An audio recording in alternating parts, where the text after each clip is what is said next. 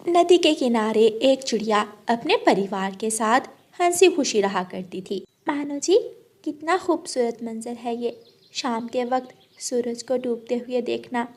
हमारे बच्चे खेलते हुए कितने मासूम और प्यारे लग रहे हैं। हाँ रानो, हमारा सपना सच हो गया। हम कितने भाग्यशाली हैं। हाँ मानो जी, ऐसा घर, ये सुकून किसी भी पक्षी की ख्वाहिश होता है। हमें ऊपर वाले ने हर सुख से नवाजा है। यूं ही हर शाम मानो चिड़िया और रानो चिड़िया बैठकर बातें करते और चाय पीते। गुड़िया और कूकू वहाँ आते हैं। पापा, आप कूकू को खेत में लेकर गए थे। कल मैं भी आपके साथ खेत जाऊंगी। अच्छा, कुकू ने तुम्हें भी बता दिया। ठीक है, कल मैं तुम दोनों को खेत ले जाऊंगा। हवा काफ़ी ठंडी हो गई है, चले अब सब घर चलते हैं। वो सब घर चले जाते हैं। अगले दिन कूकू और गुड़िया अपने पापा के साथ खेत जाने के लिए तैयार बैठे थे। चले ना पापा, हम तैयार हैं। पापा, आज हम भी काम में आपका हाथ बटाएंगे। अच्छा, क्या बात है, मेरा बेटा अब बड़ा हो गया है। मैं भी पापा, मैं भी बड़ी हो गई हूँ, देखें। गुड़िया ऊपर उठ उठकर कूकू से ऊंचा होने की कोशिश कर रही थी। मानो चिड़िया और रानो चिड़िया उन्हें देखकर हंसने लगते हैं। चले ना पापा, जल्दी चलें, मैंने अंगूरों की बेल देखनी है। मानो चिड़िया गुड़िया और कूकू को साथ लेकर अपने खेत में चला जाता है। वाह पापा, हमारा खेत कितना सुंदर है। बेटा, ये मैंने और आपकी मम्मा ने बहुत मेहनत से बनाया है। गुड़िया जल्दी से अंगूरों की बेल पर चढ़ जाती है और अंगूर तोड़ने लगती है। बहुत मीठे और मजेदार है ये अंगूर। मानो चिड़िया खेत में काम करने लगता है। गुड़िया बहन, वहाँ पेड़ के ऊपर झूला भी है, मैंने वहाँ झूले भी झूले थे। क्या सच? हाँ, चलो मैं तुम्हें दिखाता हूँ। कूकू गुड़िया को दूसरी तरफ ले जाता है। वो देखो भाई, क्या तुम मुझे झूले दोगे? मैं ऊपर बैठती हूँ। फिर बाद में तुमने मुझे भी देने हैं झूले, हम बारी बारी झूले लेते हैं। हाँ ठीक है। गुड़िया झूला झूलने लगती है। वो दोनों सारा दिन वहाँ खेलते हैं। शाम हो जाती है। वो फलों की टोकरी उठाते हैं और अपने घर वापस चले जाते हैं। यूं ही दिन गुजरते के एक दिन मानो चिड़िया को तेज बुखार हो जाता है। गुड़िया कूकू, आप दोनों अपने पापा का ख्याल रखना, मैं अभी आती हूँ। मम्मा, आप कहाँ जा रही हैं? मैं बुलबुल डॉक्टर को लेने जा रही हूँ। बुलबुल डॉक्टर आपके पापा को दवा देगी और वो जल्द ठीक हो जाएंगे। रानो चिड़िया बुलबुल डॉक्टर के पास चली जाती है। रानो चिड़िया बुलबुल डॉक्टर से दवा लेती है और वापस अपने घर चली जाती है। मानो जी, उठें और ये दवा पी लें, आप ठीक हो जाएं। मानो चिड़िया उठता है और दवा पी लेता है। खाने के लिए तो कुछ भी नहीं है घर में। मम्मा, मैं खेत से जाकर कुछ फल और सब्जियां ले आता हूँ। तुम अकेले जाओगे? नहीं कूकू बेटा, मेरा दिल नहीं मानता। मम्मा, पापा कहते हैं मैं अब बड़ा हो गया हूँ, मैं जल्दी आ जाऊँगा। मम्मा, मैं भी कूकू भाई के साथ जाऊँगी, हम जल्दी आ जाएंगे। जाने दो इन्हें, ये अब खेत का रास्ता अच्छे से जानते हैं, आ जाएंगे। ठीक है, चले जाओ, मगर जल्दी लौट आना और इधर उधर मत जाना, सीधा खेत जाना और खेत से घर। ओके? ओके मम्मा। गुड़िया और कूकू टोकरियाँ उठाते हैं और अपने खेत की तरफ चले जाते हैं। गुड़िया फल तोड़ती है और कूकू सब्जियाँ तोड़ने लगता है। भाई चलो थोड़ी देर झूले लेते हैं। गुड़िया, मम्मा ने कहा था जल्दी घर आना। बस थोड़ी देर, बस एक झूला। गुड़िया झूला झूलने लगती है। अचानक काले बादल छा जाते हैं और तेज हवा चलने लगती है। गुड़िया बहन, मौसम खराब हो रहा है, हमें जल्दी घर जाना चाहिए। कुछ नहीं होता कूकू भाई, बस एक झूला और। गुड़िया झूले लेती है। तेज हवा चल रही थी। गुड़िया और कूकू घर की तरफ वापस मुड़ते हैं, मगर तेज हवा उन्हें उड़ाकर कहीं और ही ले जाती है और वो दोनों उड़ते उड़ते अनजान जंगल में जा पहुंचते हैं। गुड़िया रोने लगती है। भाई, ये हम कहाँ आ गए हैं?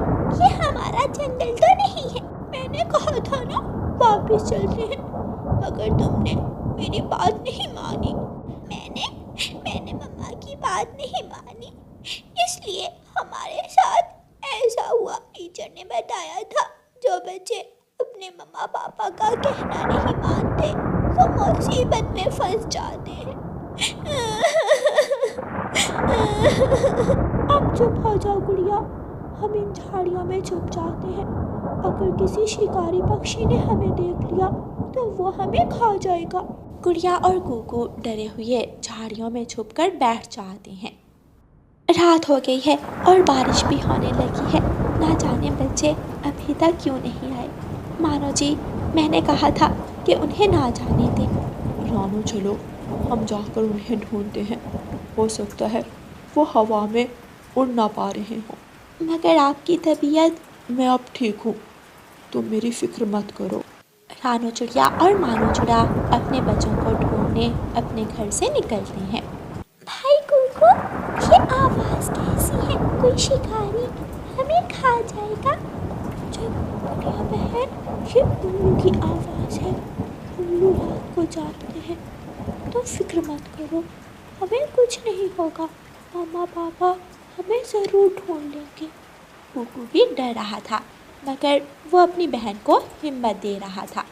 कुछ देर बाद रानो चिड़िया और मानो चिड़ा उन्हें ढूंढते हुए वहाँ आ जाते हैं। कुकू, गुड़िया, कहाँ हो तुम? गुड़िया, कुकू। कुकू बेटा, कहाँ हो? गुड़िया।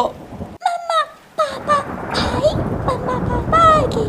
गुड़िया और कुकू जल्दी से झाड़ियों से बाहर आते हैं। मम्मा पापा, हम यहाँ हैं। गुड़िया की आंखों में आंसू थे। वो दोनों अपने मम्मा पापा के गले लग जाते हैं। मम्मा, मैं बहुत डर गई थी। मुझे लगा मैं दोबारा आपको नहीं मिलूंगी। मेरी बच्ची, चलो जल्दी घर चलें।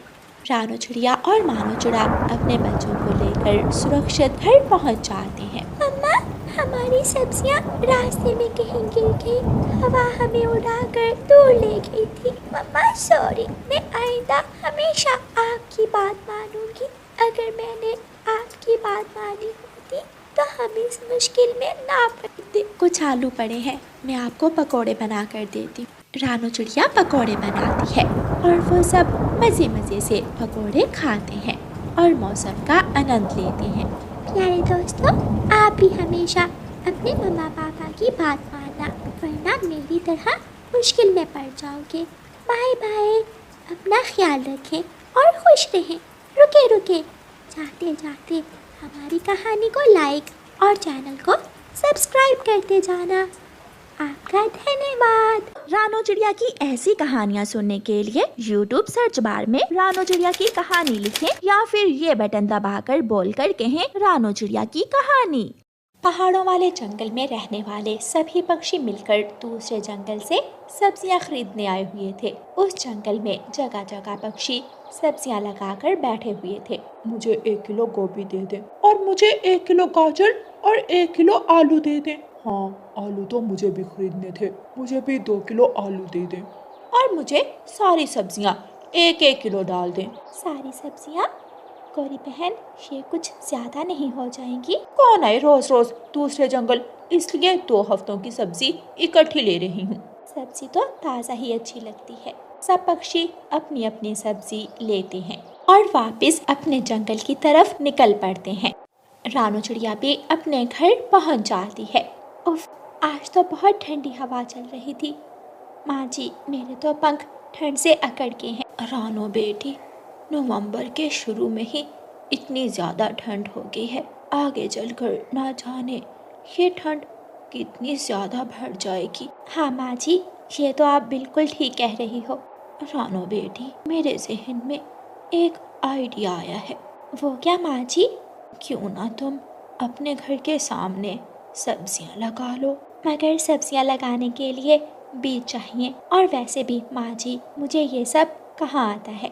तुम्हें नहीं आता, मगर मुझे आता है।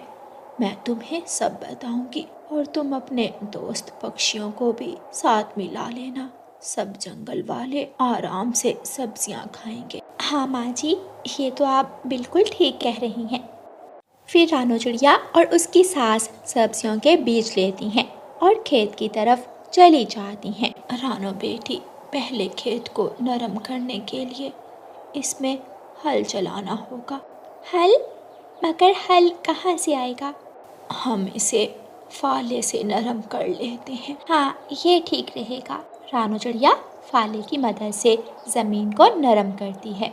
अब जाओ और जाकर किसी को मदद के लिए बुला लाओ, तुम अकेली थक जाओगी। मैं तोते भैया को बुला कर लाती हूँ। रानो चिड़िया तोते के घर जाती है और दरवाजे पर दस्तक देती है। जी रानो बहन। तोते भैया, क्या आप मेरी थोड़ी मदद करेंगे? वो मैं हरियाली तोती तोते की पत्नी जल्दी से घर से बाहर आती है। चिड़िया, हम आज मेरे मायके जा रहे हैं, आप किसी और की मदद ले लो। मायके? हाँ मायके, चलिए अंदर। तोता और तोती घर के अंदर चले जाते हैं। हरियाली तोती अंदर से दरवाज़ा बंद कर लेती है और रानो चिड़िया वहाँ से चली जाती है। बहुत शौक है आपको दूसरों की मदद करने का, तो चले आप ये प्याज काटें। तोता चुपचाप प्याज काटने लगता है। रानो चिड़िया कबूतर के पास जाती है और उसे सारी बात बताती है।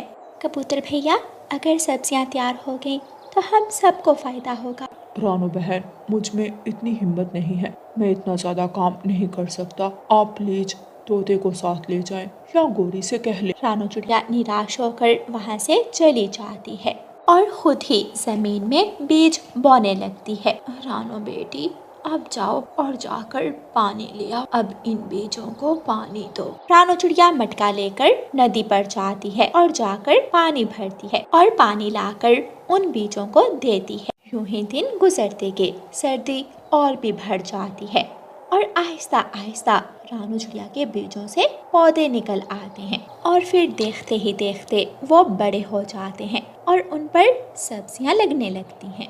माँ जी, जल्दी मेरे साथ आए और देखें, हमारे सारे पौधे सब्जियों से भर के हैं। अब हमें दूसरे जंगल सब्जियां लेने नहीं जाना पड़ेगा। कुछ ही दिनों में जंगल में बर्फबारी शुरू हो जाती है। अब तो दूसरे जंगल जाना हर पक्षी के लिए मुश्किल हो गया था।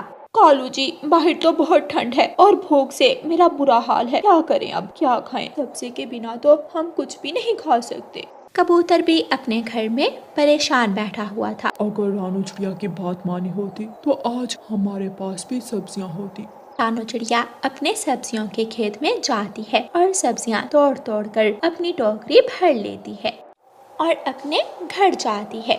माँ जी, मैं सब्जियां ले आई हूँ, आप सब कहाँ? सब पक्षी रानो चिड़िया के घर में जमा थे। रानो बेटी, ये सब शर्मिंदा है, इनको माफ कर दो। मगर ये मुझसे माफ़ी क्यों मांग रही हैं? रानो, हमें तुम्हारी मदद करनी चाहिए थी, मगर हम सब ने इनकार कर दिया। तुम ठीक ही कह रही थी। प्लीज रानो, एक बार हमें थोड़ी सब्जियां दे दो, आइंदा हम भी तुम्हारी मदद करवाएंगे। अच्छा, तो ये बात है, आप सबको सब्जियां चाहिए? रानो बहन, हम सच में शर्मिंदा हैं। हम वादा करते हैं, हम हर साल मिलकर सब्जियां लगाया करेंगे। हाँ, हम वादा करते हैं। ठीक है, आप सब मेरे साथ मेरे खेत में चलें, मैं आप सबको सब्जियां देती हूँ। फिर वो सब रानो चिड़िया के साथ उसके खेत में जाते हैं। रानो चिड़िया सबको सब्जियां देती है। रानो चिड़िया, तुम बहुत अच्छी हो। शुक्रिया रानो बहन। सब पक्षी खुशी खुशी सब्जियां लेकर वहाँ से चले जाते हैं। रानो चिड़िया भी बहुत खुश थी क्योंकि उसने अपने सभी दोस्तों की मदद की थी और वो खुशी खुशी अपने घर वापस चली जाती है। प्यारे दोस्तों, इस कहानी को लाइक, अपने दोस्तों के साथ शेयर और चैनल को सब्सक्राइब करना बिल्कुल मत भूलना। आपका धन्यवाद।